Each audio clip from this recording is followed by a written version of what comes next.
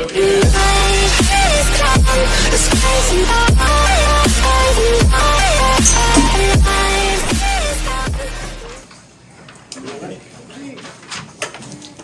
up? Wait, let's start this off.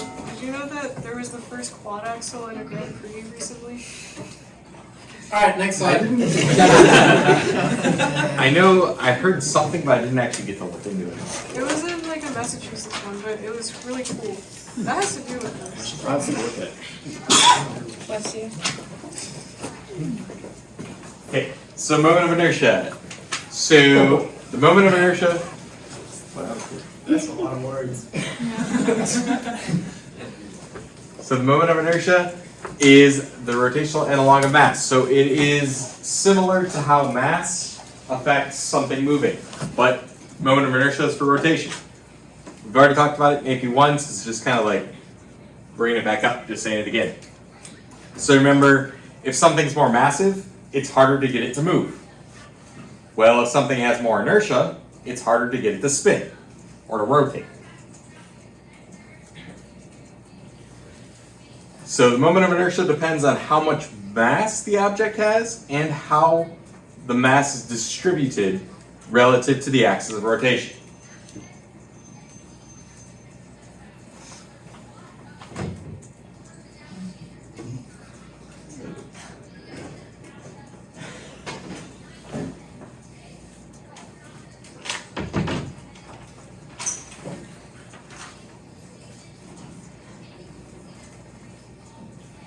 So if we have something like this where we have two masses connected by a bar, and in the first case the masses are really close together, and in the second case they're farther apart. So if the masses are still identical, it's still harder to rotate the longer bar because around the center than the shorter bar. We can even think of like if I have this meter stick here. Well, it's very easy to rotate it around the center. But wonder if I wanted to rotate it on an end. It's going to be a lot harder, because there's mass farther away from the axis of rotation. So it's the way the mass is distributed from that axis of rotation. So in this first one here, the masses are pretty close to the center, so it'll be easier to spin.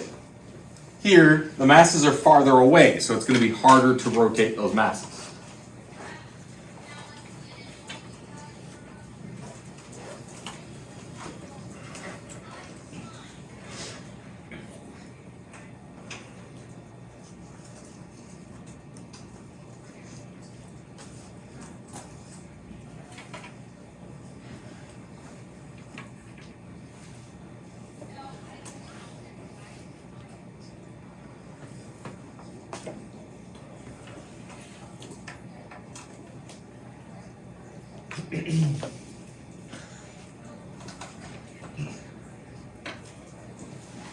Okay, so we talk about this as well in AP1, but we kind of go a little bit further here in C, but not too much in point masses. So moment of inertia of a point mass. Basically what we're saying is, if we were to have an object, so something that has mass, and we want to rotate it around a certain point. Maybe, I don't know, maybe I have that pumpkin there, and I want it to rotate as if this point right here was the axis of rotation. So we want it to spin around that. What's up? Sorry. Very good.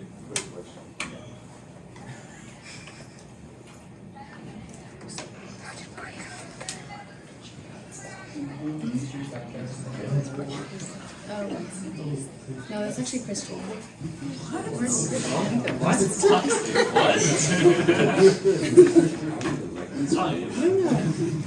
All we're doing is like, oh no, he's in the back. Still here. Wait, what's that thing? It's a magnetic field. All the red things are like points. What's the point of it? To show the magnet.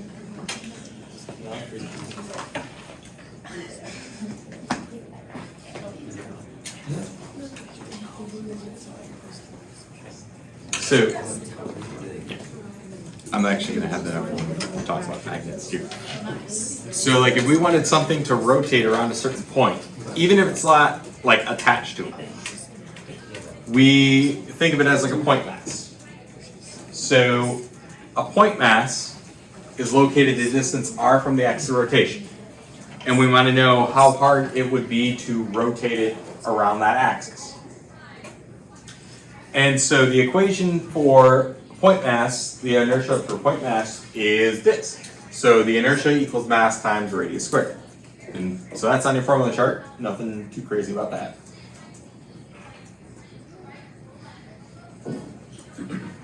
So the farther something is away from the axis of rotation, the harder it is to get it to rotate. Also, if the mass is greater, it's harder to rotate. But which one has a bigger effect? The R. The distance, the radius. Yeah.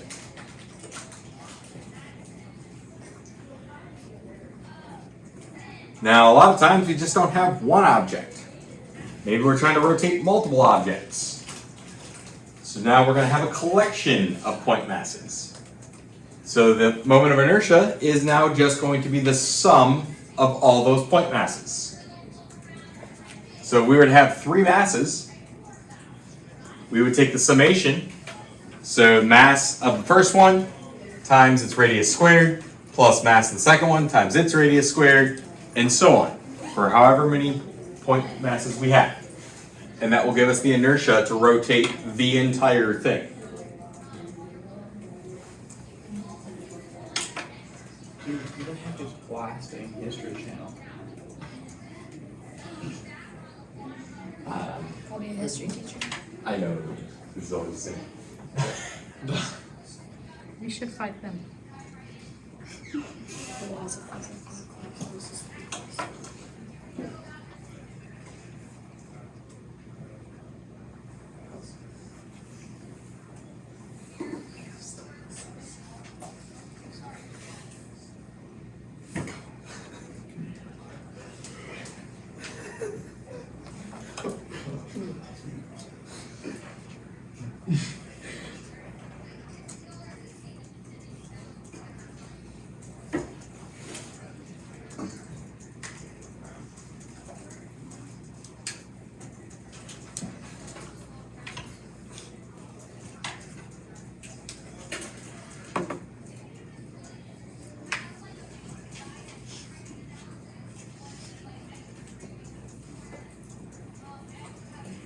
For a second, I thought you were doing like a mini violin, and then your fingers like went like this very slowly. What's up?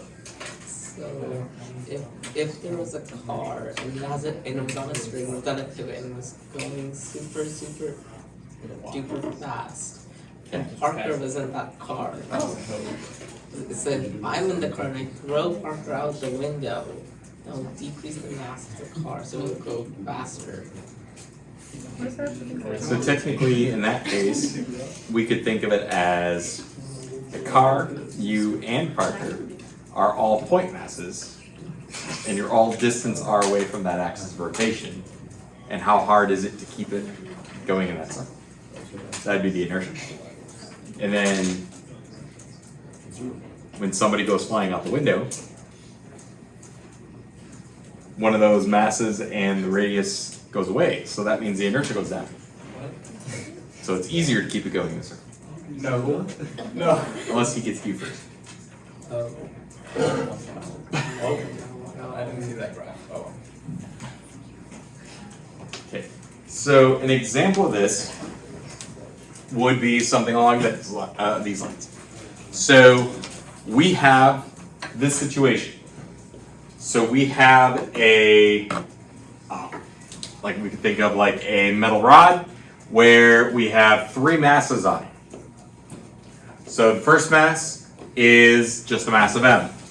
The mass in the middle. What?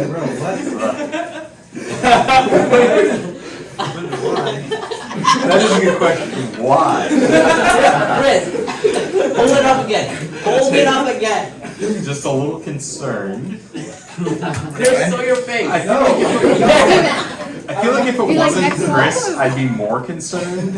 But because it's Chris, I'm not as concerned. What do you mean? He just has an intense love for hot moms.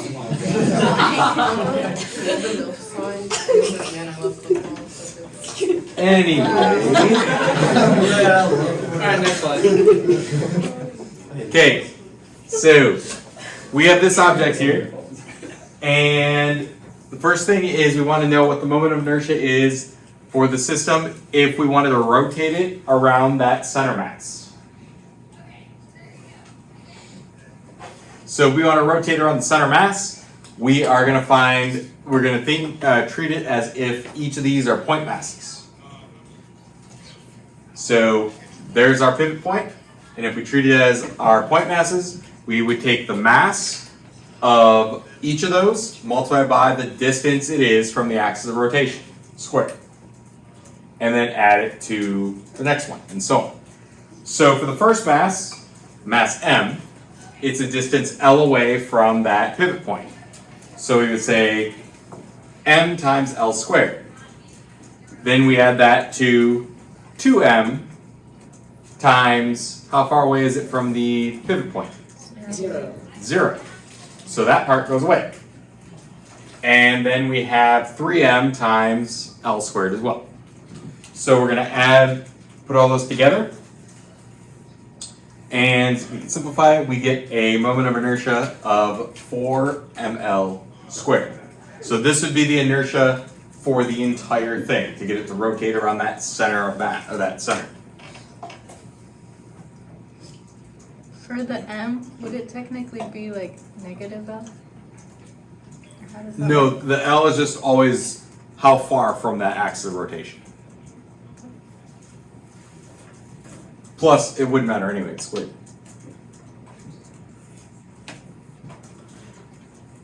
Okay, so then for the next one here, what is the moment of inertia for the above system if it's spun around the left end? So now we're going to rotate it around that smaller end. So we do the same thing. ml squared, we take, but in the first one, the L would be 0.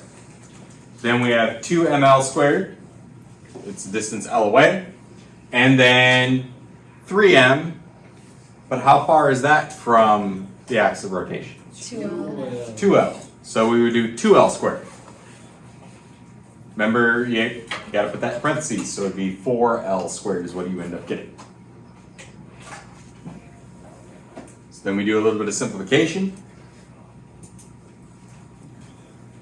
And keep putting it all together, combine like terms. We get the inertia equation is 14 ml squared. So which way is harder to spin? Is it harder to spin if we're spinning it on the middle or on the end? On the end. In the end. By how much? By a good amount. Yeah, like 10 times as much. 300. 150%. Are you okay? What? Yeah. The first one, that's not the center of mass, right? It's not the center mass, where it's around the mass that's in the center. That's what we meant by that. Oh, sorry, I added a word. Yeah. So this is like if I wanted to rotate this meter stick around the center or around one of the ends. Just now the mass isn't evenly distributed. This side is 3 times heavier than this side, and in the middle it has 2 times as much mass as this side. Yeah. If we have one of those like weird lambda rods from the center of mass unit, how would we calculate the inertia, its inertia when we rotate that if it has a continuously variable mass? It's coming up. Yay! I like how I see like a smile and yay, and then I see eyes rolling over here. No, it's fun. No. Fun, Yeah, fun. whatever. Shut up. It's fun. So, now let's put some calculus to it. So far what I've already kind of talked about is what we have covered in AP1.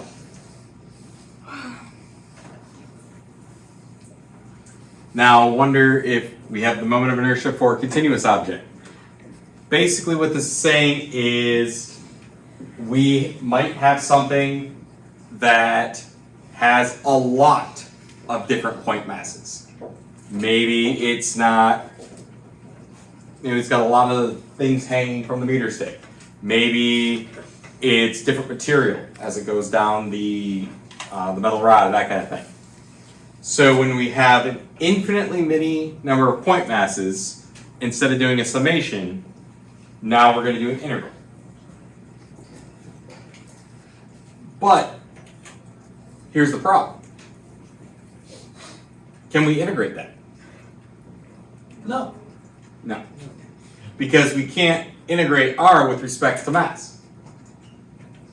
Because there is no mass. Can't do anything. So it would just, nothing would happen. So what we need to do is convert dm in terms of dr. And so we do it a similar way as if when we were trying to figure out the center mass for a non-linear object. Sure. Easy. It was like riding a bike, right? Like, yeah. Except for mine was the whole bike part. The bike's calculus. Oh, I thought he was going to say it didn't have tires. No, Or like had the- square tires or It's like something. driving a car. Or something. Hard You could ride a bike. You can calculate the inertia of the bike wheels using this. Yeah, but I just Well, don't they're want more to do that. I just You want would to have to do an integral then. My opinion. You would I have don't to do even an know what integral. DM Because is. it's uniform all the way across. Okay. You can Yeah, cut off it's Stevens different. on and we can tape it to one side. Yes. You can put Respect. that in What? terms of different things. Okay, Right. so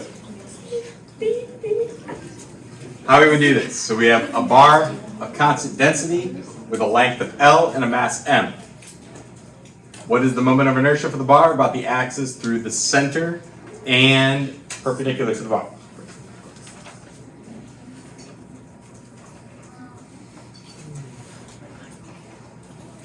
So what we can do is kind of break this into very, very small sections. Each of those sections we're going to label a length of dx. Then we're going to find the moment of inertia for each of those sections. So in terms of x and dx. Once we find it for just one of those, then we're just going to add them all up. Because remember, we would just add up all the point masses. So add together all the moments of inertia by integrating.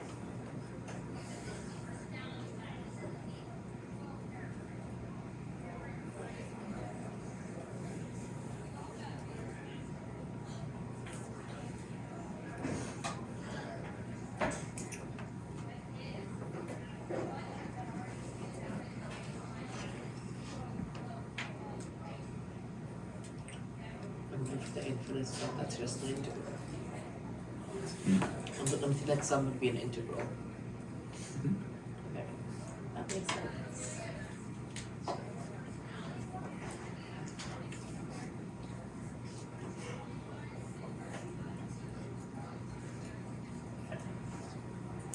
So, first, we have the bar. Very fancy. If we're trying to rotate it around the center, we're going to call that a position of 0.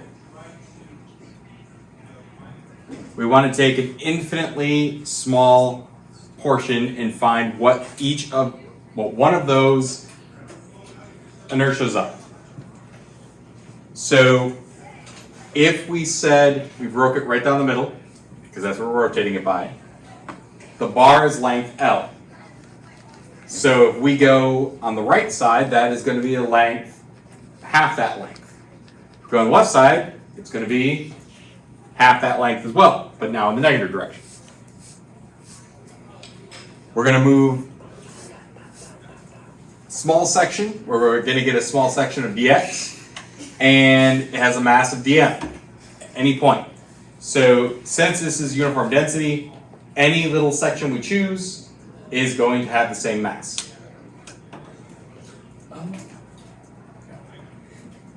So a good way to kind of think of this is, if I have the meter stick here, if I take this section and figured out what its mass was, or this section, as long as each of those sections are the same length, they're all gonna have the same mass, because the density is the exact same. It's the same material all the way through. Okay. So because of that, we can say we have this ratio. So the total mass of this entire thing divided by the total length is the same as saying the mass of one of those sections divided by the length of that section. Because what was density?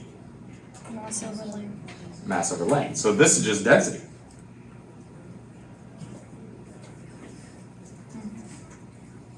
So dm over dx. We're taking the mass of that section divided by the length of that section.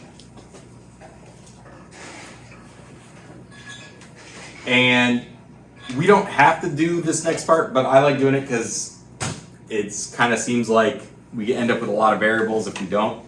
But we can kind of do a little bit of substitution, and let's just say mass over length. We're just going to plug in lambda as mass over length. Otherwise, we could just have a lot of variables. But you could just plug that in there, and that's fine. But I like saying lambda is what mass over length is. Because we know for this metal rod, lambda is never going to change. Right? Yes. Okay. Everybody with me so far? Okay.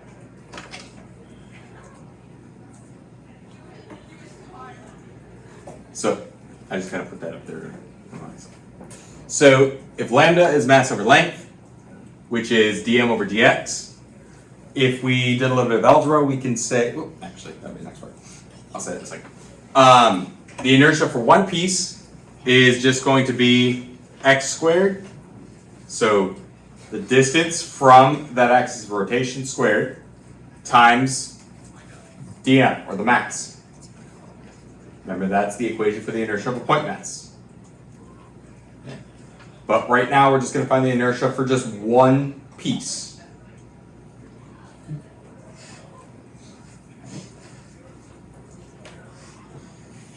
Remember, since we're taking a bunch of small pieces, we're going to integrate.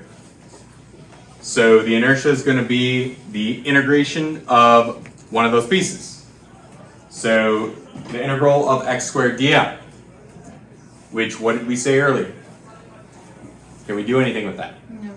No. So we need to do some substitution so we can.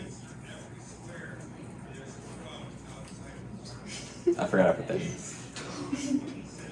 Well, we said lambda is mass over length, which is dm dx. If we do a little bit of algebra, we move lambda over to the other side and solve for dm, which is already here. We get that dm is equal to lambda dx. So the mass of that small section is equal to basically the density times the length of that section.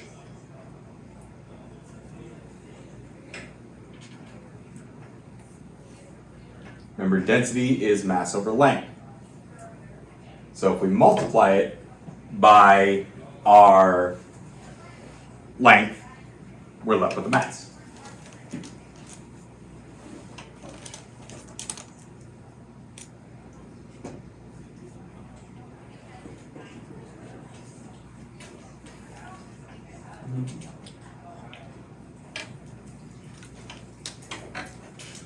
Yeah. Where do we get the x squared from? So the equation for a point mass, remember, is length squared times mass. Yes. Okay. So that's x is the length of a section, the little piece. Yeah. So now that we know dm is equal to lambda dx, we can actually substitute that in. So we end up getting the integral of x squared lambda dx. Since we know the length of the bar is between negative L over 2 and L over 2, those are going to be our bounds. So we're going to integrate x squared lambda dx between negative 1/2 L and positive 1/2 L. So if we integrate x squared, what do we, well, I already got there. But if we integrate x squared, remember we raise the power up 1 and then divide by whatever that ends up being. So we raise the squared to 3, divide by 3, so we get 1/3 x cubed. We don't touch lambda because it's a constant. So we end up with lambda times 1/3 x cubed, and we're going to be plugging in between the bounds of negative L over 2 and L over 2.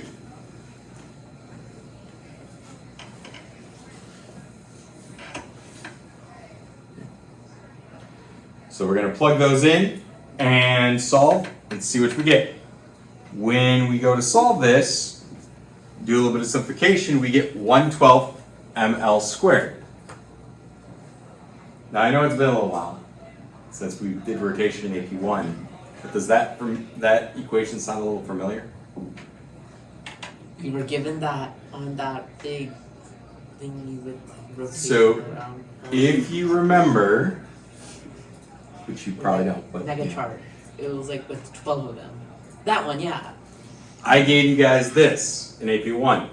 Remember, you do not need to memorize these. They would give them to you. These are inertials for common objects. Well, the thing is, the reason why they just gave these to you was because you have to use calculus to be able to solve for it. Oh, come on. But now we can't solve for it. But now you can solve for it. We just solved for the rod about the center. 1/12 ml squared. Okay. Now, I'm going to say this. About 90% of the time, they'll just give you these again. Not a big deal. But there are times where on an FRQ, they'll be like, well, the inertia for the rod about the center is 1/12 ml squared. Derive where that comes from. So they tell you this is what it is. How do you get that? So you basically just need to go and do that derivation for point masses, like I just did in that example, to get that.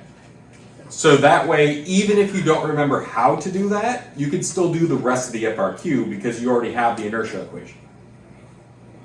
Because if they were to be like, find the inertia equation and then use it for the next rest of the FRQ, that probably won't end well. But that's why they give it to you and they just want you to prove that it's that. So you do need to know how to do that, but I know it's a little tedious, but yeah. So that's why I wanted to go over that one. But a lot of times they will just give you the inertia equation. Yes? What's the difference between the two hoops? It depends how it's rotated. So we said this, the rod about the center. So here's the rod and we're rotating it about the center. This one, a rod on one of the ends. This one is if we had a cylinder and we're spinning it, we're spinning it like this. This one is if we're spinning it like this. Oh, it's like a wheel versus a coin. Yeah, it's depending on the axis for rotation. We're just moving the axis of rotation. So like here, this would be as if you had like the coin example is a good one. A coin just kind of rolling across the ground. This one would be like a coin spinning on the table. Yeah. How would the rod differentiate from the cylinder? So when we say a rod compared to a cylinder, we're saying there is a significant difference in radius. Oh, I Like this is going to be a very small radius, and that one is going to be much larger. Yeah. If you had a hollow rod, wait. No. That would decrease the mass, Hold on. so it would still work. Wait. So rod as in a very thin, long cylinder? Or Yeah. rod as in like a PVC pipe? You could think of it as a thin, long cylinder. Because remember, the farther the mass is away from the axis of rotation, the harder it is to rotate. Yes. So here, the mass is very, very close to the center here. But here, It's well, this one's similar. The mass is a lot farther away. Wait, so at what point does it switch from a rod around the center to a solid cylinder? Usually we say, like, the radius between the two. Usually we'll say something like, when we're talking about like a rod, we're talking about like something with a radius like this, like a pencil. Right, but how is that different from the solid cylinder? In a solid cylinder. Just bigger. So, yeah. How would it being bigger affect the formula? Because the formula should stay the same no matter.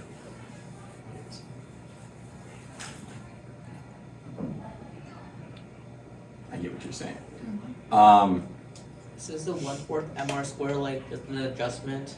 The adjustment for the because the 1/12 ML squared is the same on the rod with about center and the solid center of the center. Yeah, it's oh, I just had it too. Is the rod like infinite width? That's what I was thinking. I'm seeing like an infinite. I literally just had it. Hold on.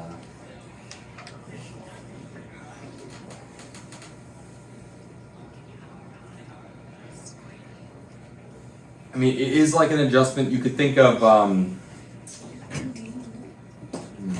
trying to think of a better way to say that.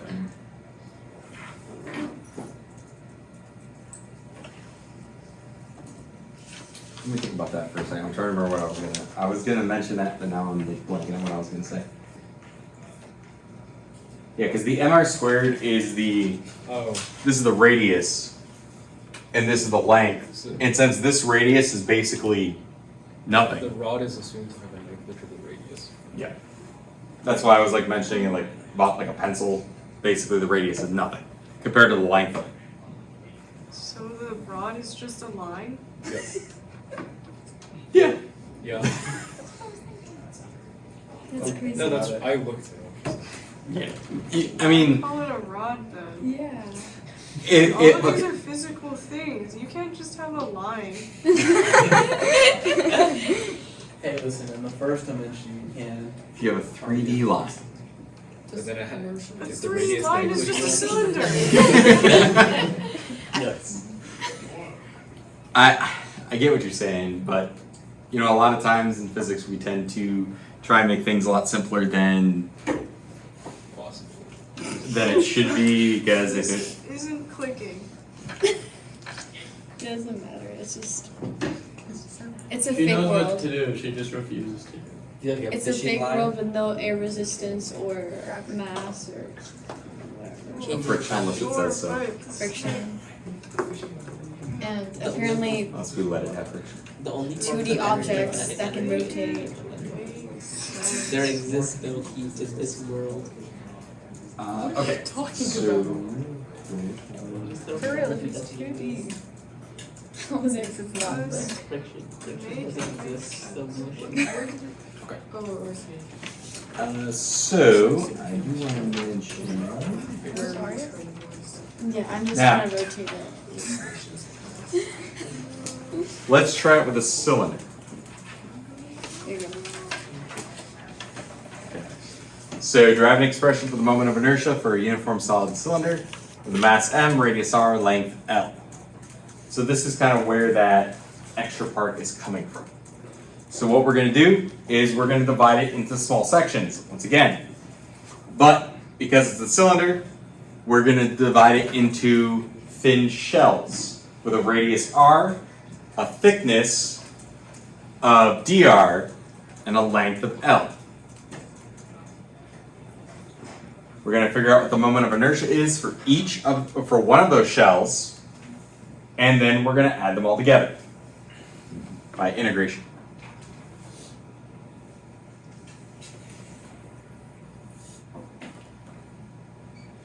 So basically, what we're going to be doing is, let's say we have, I really wish I would have had one, but I didn't even think of it.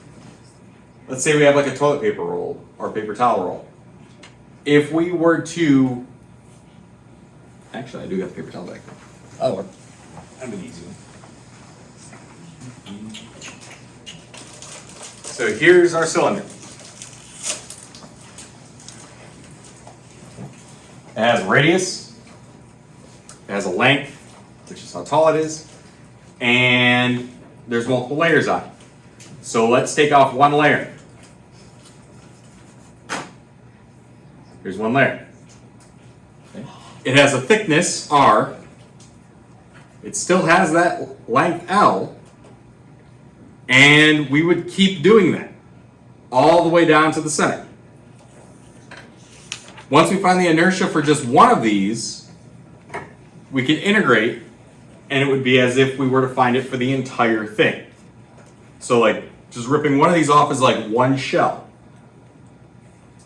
Does that make sense? What's it? All right. You're giving me Gaussian integration PTSD. Because you have to like sum up all those tiny stupid cylinders. Does everyone else know what he's talking about? I do, but it's also giving me PTSD with him saying that. Anyway. How does it have a thickness R? So by thickness R, we're saying like, The radius. let's say this was completely solid. So from the center to the end has a radius. But we're taking little sections all the way toward the center. So since this is 3 dimensions, it has a thickness, right? And if we were to add all those little pieces together, that would be the entire radius. So that's what we're saying. It has a thickness R, which is a portion of the entire radius. So similar to with the bar, we cut it into small sections. We're cutting it into small sections, but circular sections. Does that make a little bit more sense? I know it's kind of weird to visualize. That's why I was like looking. I'm like, I know I got something back here to kind of help with this.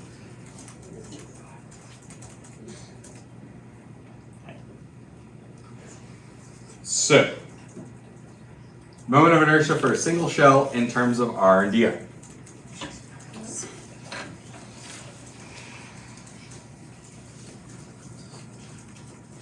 So we know that the inertia for point masses is going to be the distance squared times the mass. So R squared dr.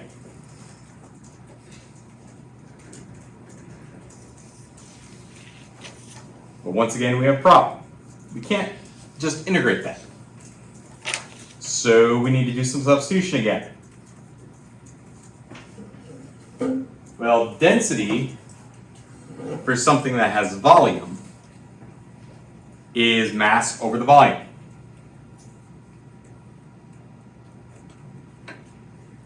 Now, we want to find the volume of one of these shells. How do you think we can do that? Did you say DM volume? over. Volume of one shell.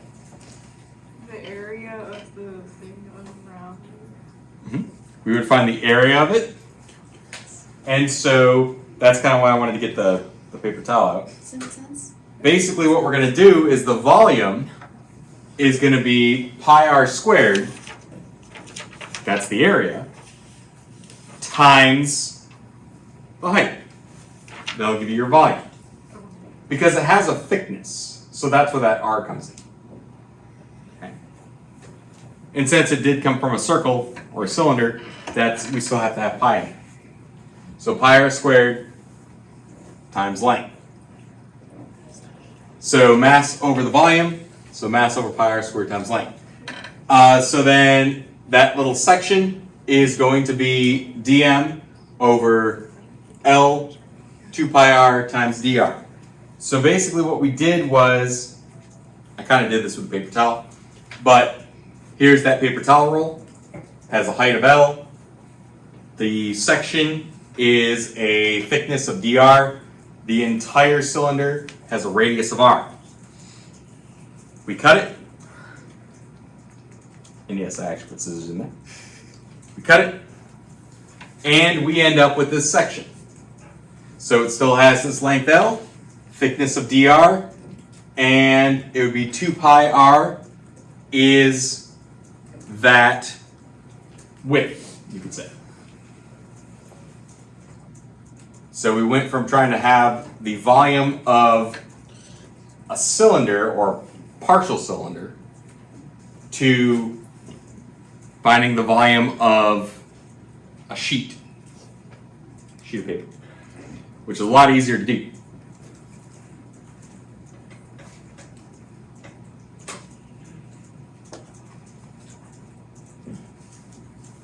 Now, yes, this is gonna sound a little weird coming up, but. So once again, we need to solve for dm, so we can do a little bit of rearranging, and we get this crazy thing. So we get that the mass of this section, this shell, is gonna equal the density times L times 2 pi r, which remember L times 2 pi r is just the area, times dr, and so that'll give you the volume. So this is saying the mass is equal to the density times volume.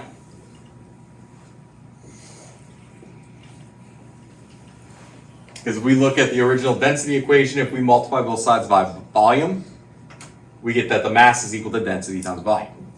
This is just the volume of this sheet of paper, or this paper towel. And yes, I know it looks really weird, but does that kind of make a little bit of sense where it's coming from? I know it looks weird though. Or are you guys just completely like, what? Where'd it come from? Wait, that's the volume? So L 2 pi r dr is the volume of this. Length times width times height. the density. Yeah. And you multiply by the density and you're left with just the mass, which is dm. Does that make sense, guys? Or there's like a lot of pausing, I'm just trying to look. You good? Mr. Dasha, can you explain the M to DM part? Like, I get the bottom is always volume, but how do you? Like getting here to here? Yeah. So we know that density is mass over volume. Well, mass is that's going to stay the same. Volume for an entire cylinder, we could say would be pi r squared times L. So for the original cylinder, that's what it would be.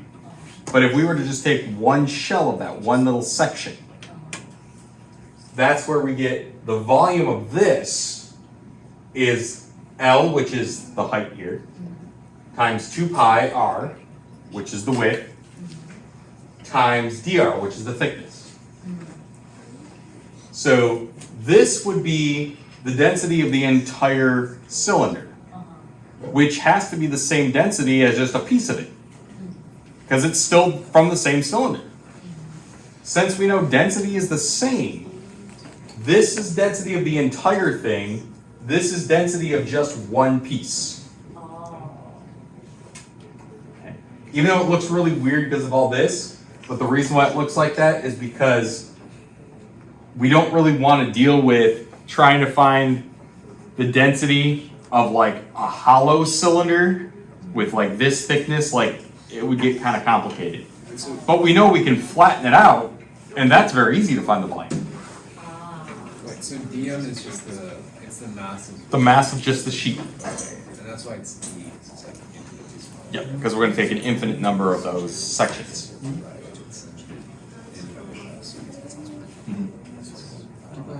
So that divided by the volume is density. So wait, so when you're integrating inertia, why is it that like?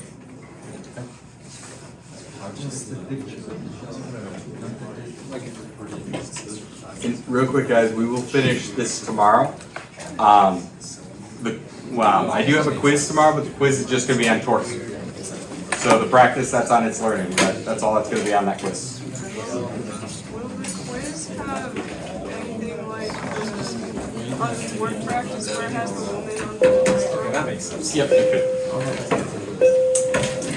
It's like, what is this, the tension in the string need to be to keep the woman from falling? Like stuff like that might be on there. So we will finish this tomorrow, guys. I'll go through the rest of it. And there's one other little section I'm gonna talk about as well. So we were cut the shell, break it into a slice, and I believe we left off about right here. So just to kind of recap, we're taking one single shell, and we want to find what that moment of inertia is for just one piece, like the one piece of paper towel.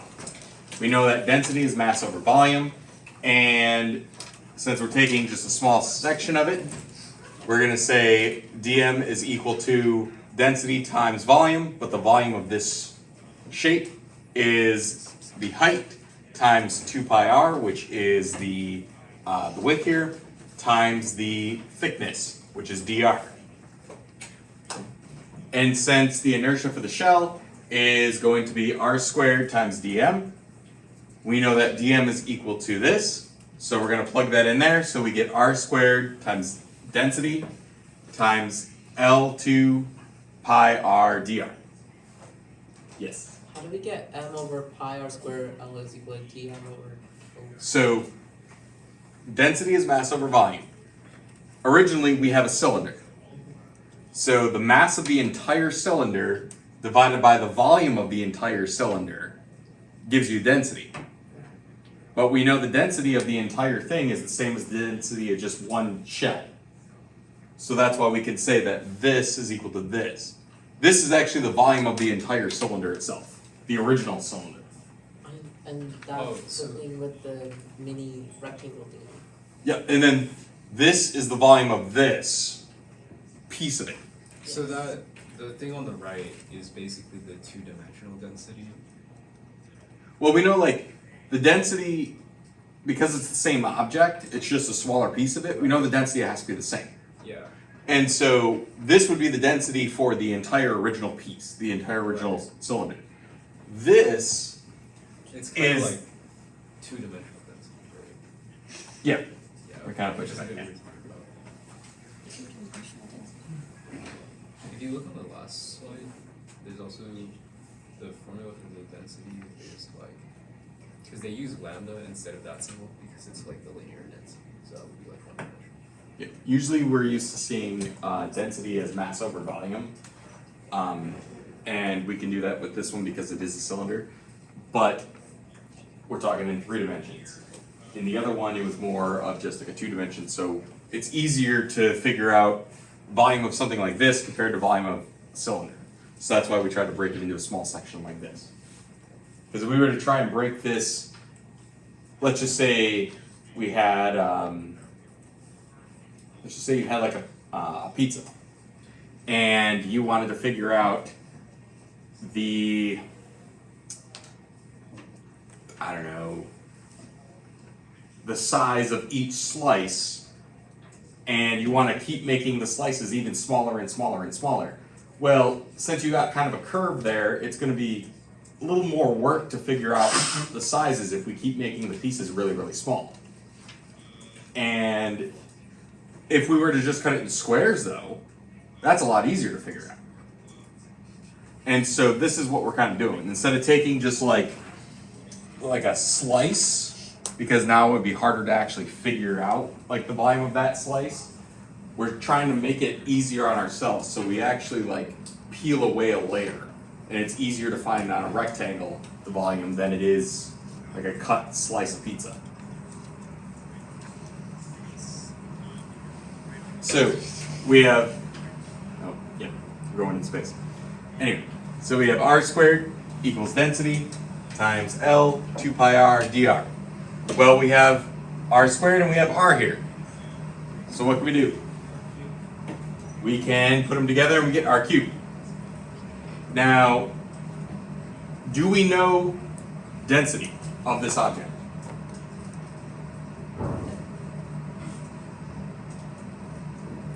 Yes. Do we? Yeah. Oh, massive. So we don't know the actual number, but we do know mass over pi r squared L is the density of the object. So we can actually plug that in for rho. So what we have here, we combine those radii, so we have r cubed times the density, which is the density of the entire cylinder, times the volume of just one of those little sections. Because we know the density of the cylinder is the same as the density of just one section. Everybody with me so far? Okay. Well, then what do we notice about this? What can we do?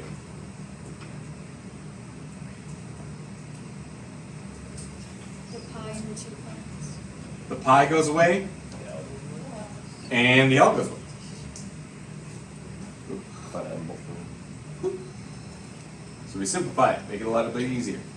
Once we do that, we're left with r cubed m over r squared times 2dr.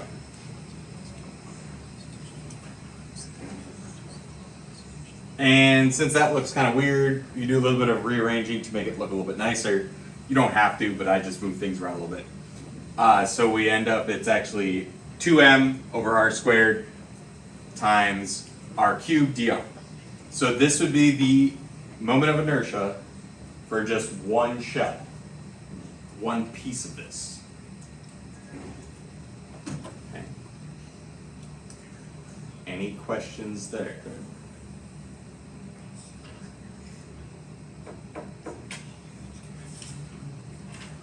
Okay. Now we want to find the inertia for the entire cylinder.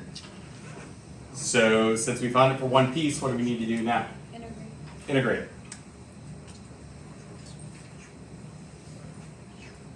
So add together the moments of inertia for all the shells from 0 to r.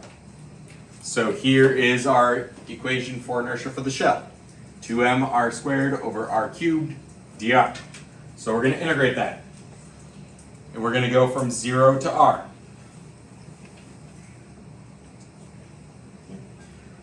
Well, since we're going to integrate it with respect to dr, what's 2m over big R squared? What would we call that? Just a constant. So not worry about it right now. R cubed, if we integrate that, what do we get? 1/4 r to the 4th. Okay. And we're going to go from 0 to r. So we pull that constant out. 1/4 r to the 4th from 0 to r. Well, 0 is going to give us 0. And 1/4 r to the 4th, plugging in r, big R, gives us big R. So we get 2m r squared, big R squared, times 1/4 big R to the 4th, minus 0. So now we can multiply those together. We get 2/4 mr to the 4th over r squared. So what's happening? What with that? Yeah. We're launching into space. Yeah, So the I'm aware magic of school that. bus, it's the magic clear springs. No, chemistry's doing a lab. Oh no, it's not chemistry doing a lab. I think no, the sections are done downstairs. I think they. Dissections are beautiful. Wait, No, but like when they're doing dissections, they usually hit the exhaust. Oh, so the entire room. So the entire pod actually, the fans turn on. Oh, That's what it's supposed to do. Bruh. Because air gets sucked up from downstairs and goes up, no. which would go into this room. So then it keeps on going through the ventilation. It has to actually keep going to the roof. We wouldn't want Hindenburg formaldehyde. Yeah, what are you Right. But anyway, yeah, so we get 2/4 mr to the 4th over r squared, which simplifies just down to 1/2 mr squared. That's our inertia. So the inertia for the entire cylinder is 1/2 mr squared.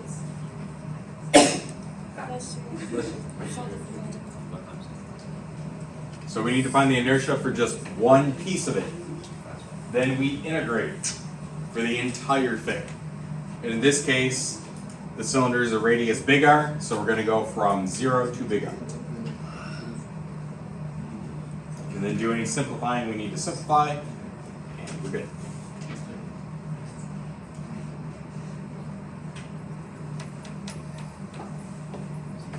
Any questions, guys? Do we actually need to know how to do this? So, College Board does expect What's the weight that of the exam? If I skip one FRQ, weight of like I'll be fine. one FRQ. That's huge. So, 1/3 of that. Like I'll say it like this. One part of one FRQ. Well, I kind of said this yesterday, but they may give you a cylinder like this and say the inertia for this cylinder is 1/2 mr squared. Derive that equation. Then the next part might be, what's the inertia if the mass is this and the radius is this? Well, now you already have the equation, they gave it to you. So you can still do the rest of the FRQ. It's just that one part. So even though this isn't much, it is and it isn't. So there is like a part of it. No, the I math. can get a 5. It's really by not that bad. doing that. It really isn't. And there's only two that you need to know, is how to do a cylinder and how to do a bar. Oh, that's not, That's it. that's not bad. Yeah.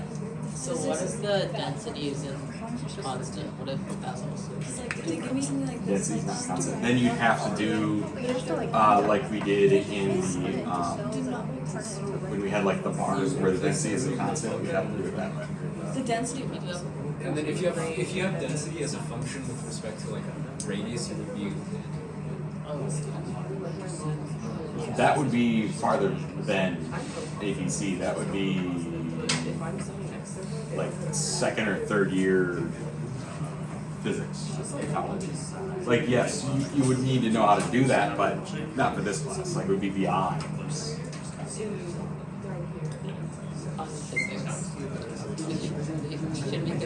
Okay. So there's one other thing that I do want to talk about today. It's called the parallel axis theorem. So if you already know the moment of inertia about the center of mass, the parallel axis theorem simplifies finding the moment around another axis. The only catch is that the other axis must be parallel to the one you already know. So what I need,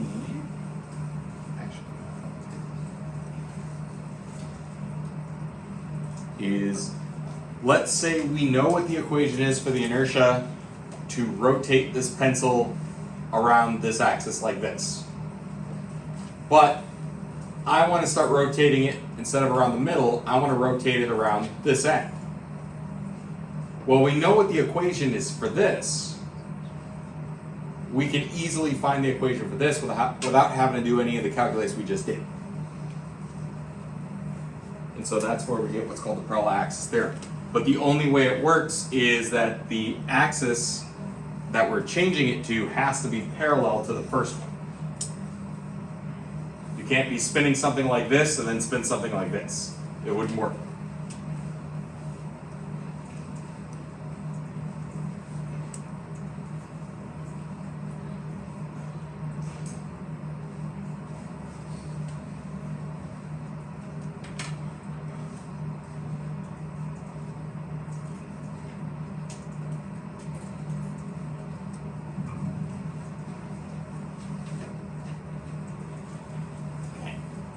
So basically what this would look like as an equation would be this.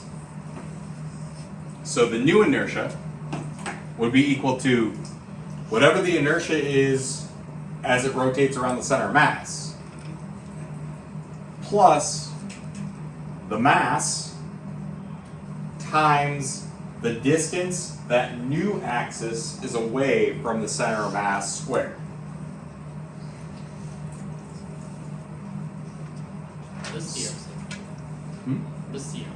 Center mass.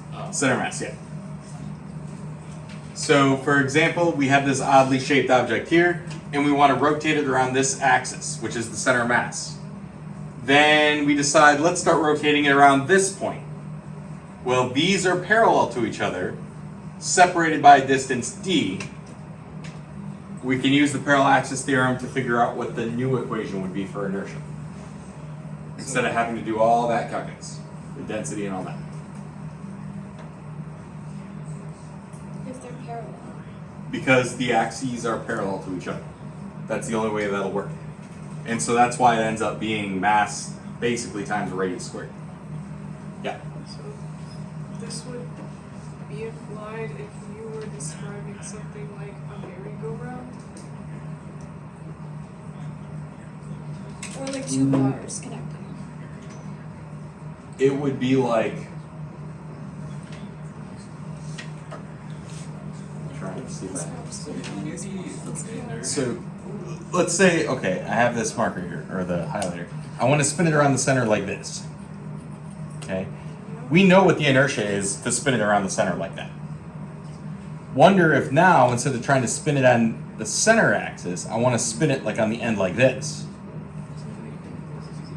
So we would just use the parallel axis theorem, because we already know the other way, to actually figure out what the new inertia would be. Because basically, the axis it's rotating around is still the same. We're just moving it farther away. It increases. Oh! D would be the Wait, distance. so why does the diagram look like that then?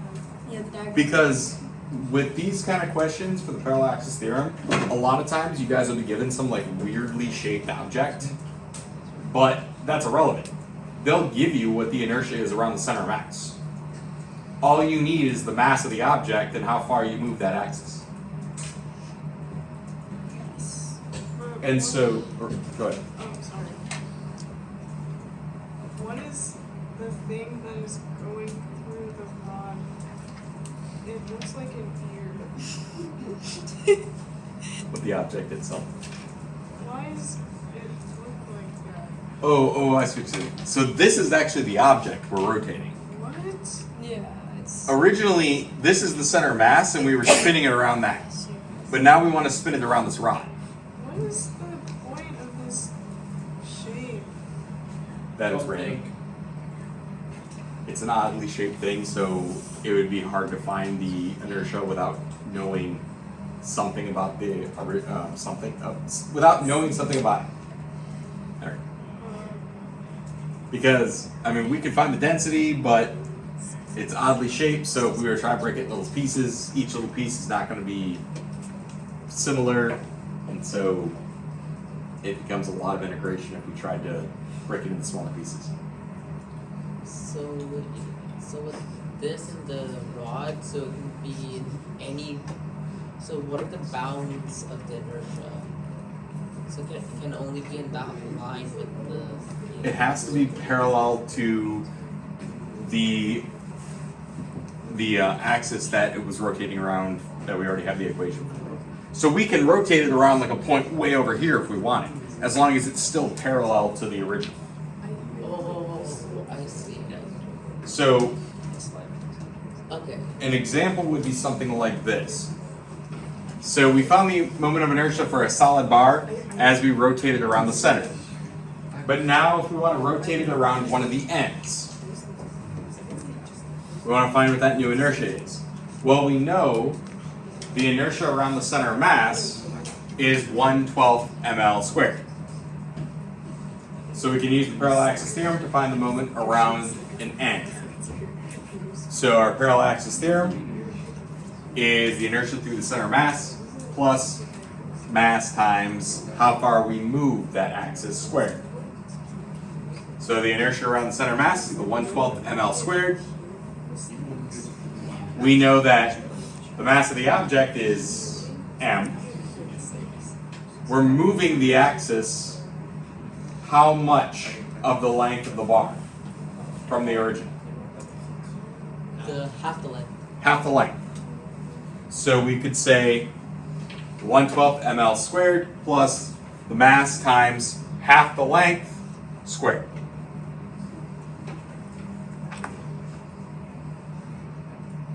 So if we square that, we get L squared over 4. we can do a little bit of simplification here. And when we combine like terms, do a little bit of simplification, we end up with 1/3 ml squared. So to rotate it around the center, the inertia would be 1/12 ml squared. To rotate it around the end would be 1/3 ml squared. And it's half the length because it's at the very end. So yeah, we moved the axis of rotation from the center to the end. So we only moved it half of L, half of the original length. Now, if it gave you that it was a meter, you would use 0.5, you know, but here they didn't give you any values to do that. Any questions on this?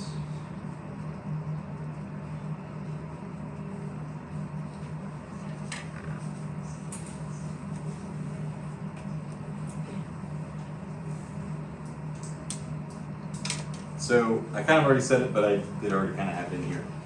College Board really only expects you to know how to derive the moment of inertia for a rod about an axis perpendicular to the rod. So the examples I've already done.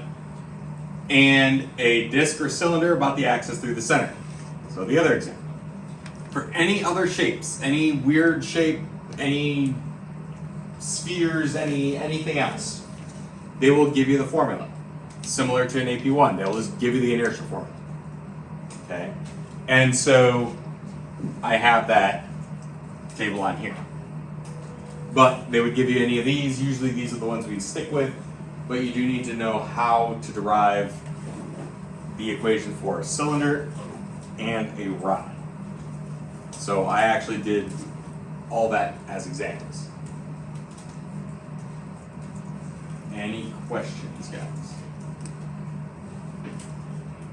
I will say, for the most part, this inertia from AP1 to APC is literally 90% the exact same as AP1, and then they might just throw a derive the equation, but here it is. So that's really the only addition. Yeah. Can you give that one while they decide how to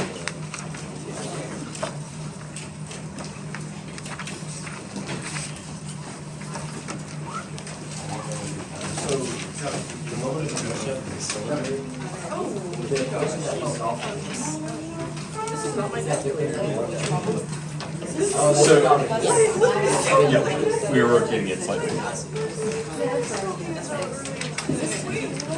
Yeah, because she's in calc right now. I think that's